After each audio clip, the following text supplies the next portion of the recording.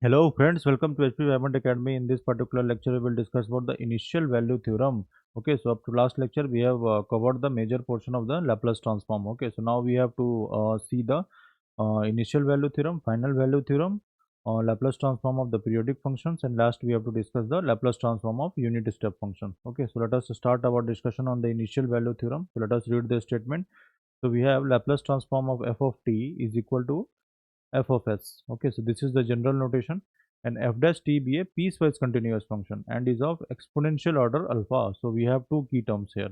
So we have piecewise continuous function. Okay, continuous function, and we have and this f dash t is of exponential order alpha, exponential order. So both terms we have already discussed in detail in the starting lectures. Okay, exponential order alpha for t greater than 0. So if limit s tends to infinity s of fs exists, then we have this statement: limit t tends to 0 f of t is equal to limit s tends to infinity s fs. Okay, so let us understand this in detail. So we have what we have to prove: initial value theorem. Okay, so we have limit t tends to 0 f of t is equal to limit s tends to infinity s of fs. Okay, now we have the two keywords: piecewise continuous function, and second one is f dash t is of exponential order alpha for t greater than equal to 0. Let us understand this. So first we have to understand the piecewise continuous function. Okay, so this we have already discussed. Let us recall that. So let us consider a function f of t like this. This is sine t for t. T, t is varying from 0 to pi, and for t greater than pi it is 0. So let us plot this. So how this curve look like? So up to pi. So up to pi, the value is sine of t. So this is sine of t, and for t greater than pi we have the value as 0. Okay, this is f of t and this is t. So the function f of t is not continuous throughout the domain, that is 0 to infinity. Rather, it is continuous piecewise. This is first piece, this is second piece. So for 0 to pi, the value is sine t, and for t greater than pi, that is 0 to infinity, the value is 0. Okay, so this function f of t is not continuous throughout this domain, that is 0 to infinity. Rather, it is this function f of t is continuous piecewise. Okay, this is nothing but this function f of t is nothing but double valued function, and not a single valued function. This is not a single valued function because this value of f of t is not single throughout the domain, that is 0 to infinity. Okay, so this is double valued function. Okay, similarly this can be a triple valued function also. Suppose like this.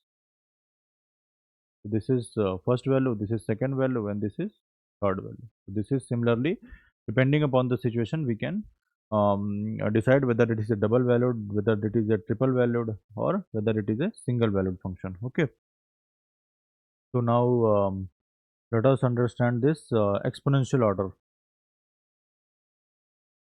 So it is given that f dash t is of exponential order alpha. This means modulus of f of t is less than equal to m times of e to the power alpha t for t greater than equal to 0. Okay, so by this we mean there exists a value m such that f dash t, modulus of f dash t is less than equal to m times of e to the power alpha t for t greater than equal to 0. Okay, now let us understand the proof of this initial value theorem.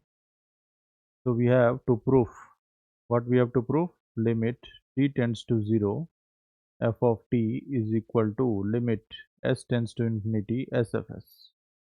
Okay, so now by definition of Laplace transform,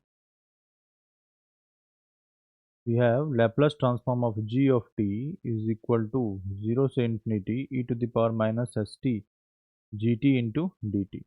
Okay, so this is by definition of Laplace transform. Now let us find the Laplace transform of f dash t.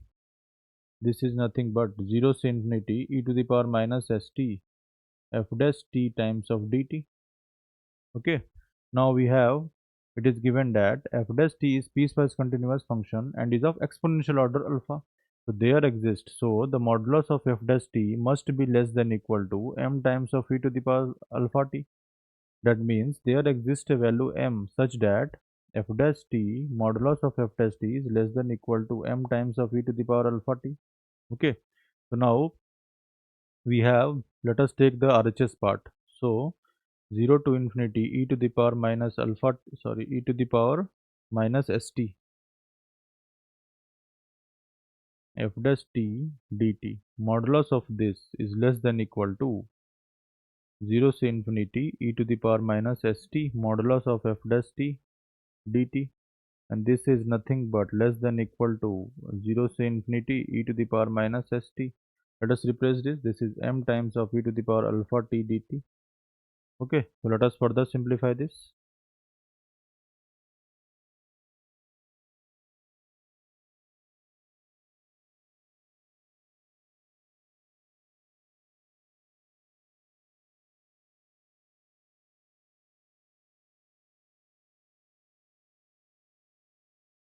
So now the value of this expression will be 0 to infinity e m times of e to the power minus s minus alpha times of t dt. Okay, this is nothing but less than equal to um, Laplace transform of um, sorry, this is f dash t. Okay, now let us further simplify this.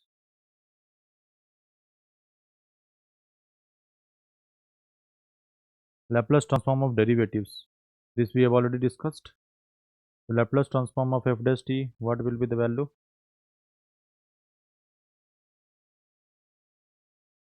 So this is nothing but sfs minus f of 0 is nothing but 0 to infinity m times of upon minus of s minus alpha e to the power minus s minus alpha times of t, and the limit is infinity and this is 0.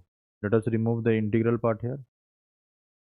So on solving this, we will get the value as s fs minus f of 0 is less than equal to m upon s minus alpha.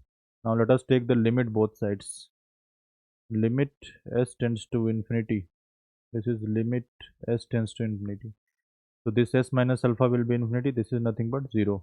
So limit s tends to infinity, and limit s tends to infinity will not have any effect on f of 0. So limit s tends to infinity, sfs is nothing but f of 0. Okay, and since this is a continuous function, the function f is continuous throughout the domain, so this we can replace f of 0, we can replace as limit t tends to 0 f of t. Okay, so this we have to prove now. Limit s tends to infinity, sfs is equal to limit t tends to 0 f of t. Okay, other way around, limit t tends to 0 f of t is equal to limit s tends to infinity, sfs. Okay, so this is nothing but the initial value theorem. So this is all about the, let us recall this. So this is nothing but this one. Limit t tends to 0, f of t is equal to limit s tends to infinity, sfs. This is nothing but the initial value theorem. This is all about the initial value theorem. So in next lecture, we will discuss the problems on the initial value theorem. Thank you.